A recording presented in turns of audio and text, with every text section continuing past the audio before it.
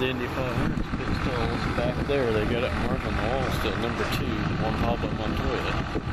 You remember him? He was racing minutes ago. Before the tires would have been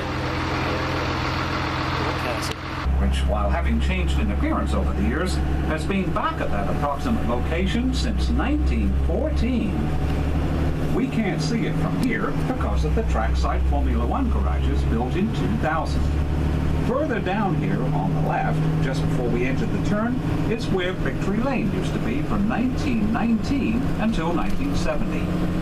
Between 1947 and 59, Hollywood actresses were part of the post-race ceremonies, among them, in 1958, a very young Shirley MacLaine.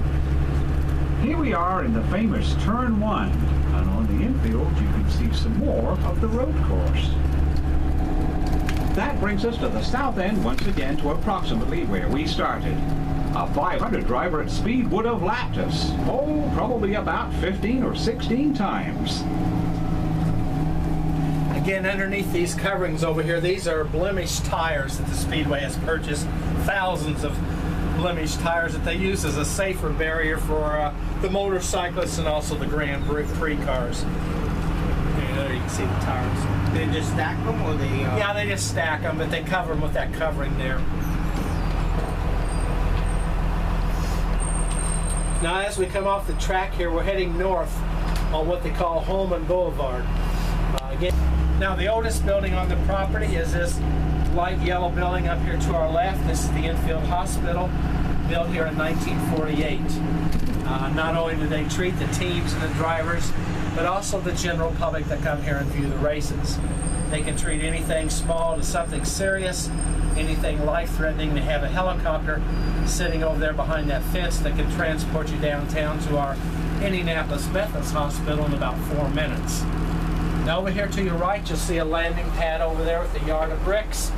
That may be where some of our dignitaries, politicians, movie stars, when they come into the track, they can land their helicopter on that pad over there. And then we have had some drivers here that have left the Indy 500 race in the afternoon, headed towards Charlotte for the Charlotte 600 that night. That's also where they've left off of that pad right.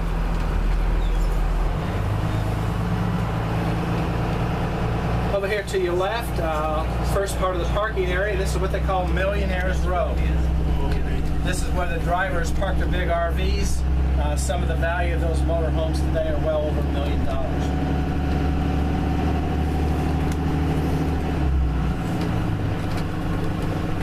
This area that we're going through right here, this is where the haulers bring in the cars.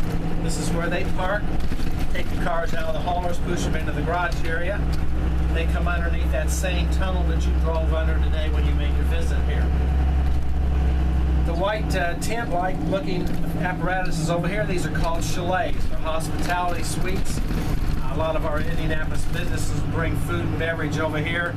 If you got a ticket to go in there, again, very good food and beverage.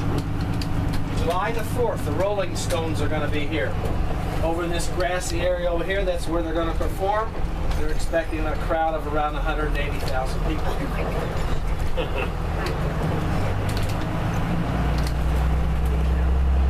We're taking you here to the media center, and when we go in this first room, if you will, just take a seat. I'll do a little talking, and we'll give you an opportunity to come forward and have your pictures taken. Anything that you'd like to leave on the bus. Kevin will have the bus locked up. It'll be safe and secure, and there's no sense carrying your stuff around if you want to leave it on here.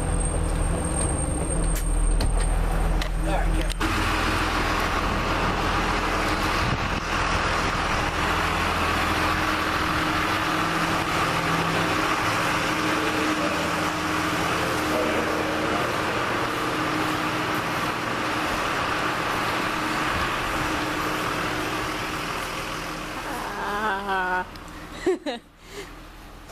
Instantly recognize where we are.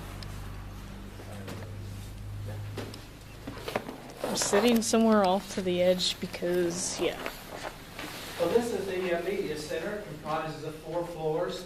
This is the first floor, called the Chris Economaki Conference Room, named after an individual by the name of Chris Economaki, who was involved in auto racing for well over 70 years. Some of you might remember back in the early 1960s when they had Wide World Sports on ABC.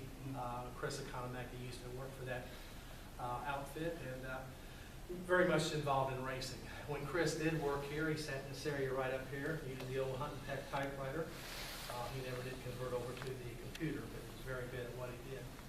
Well, this room again is an interview room where they might bring the drivers, the car owners, the wives, various people associated with racing to do interviews.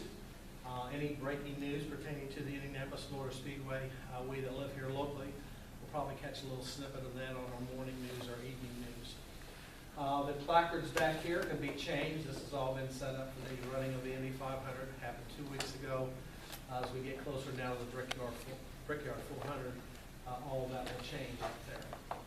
A little bit about this year's race, if you didn't see it or hear about it, a fellow by the name of Juan Pablo Montoya. He actually won this year's race along with the 2000 race, so now he's a two-time winner here, 2 times. And he won this year $2.5 million out of a purse of $13.5 million. So it's a very big incentive to make that starting field here for the Indy 500. With that said, we'll give you an opportunity to come up here and have your pictures taken. I always tell my groups to watch this step here. It's a high step. We don't want you tripping and falling. So just take your time coming up here. I'll assist you in taking pictures. And then from here, we're going to go up to the 4th floor. Watch the step. Awesome. They okay? Yeah, great. Okay. I don't know what race team I'm going to be on this next year. Yeah, thank you. Beautiful, Dad.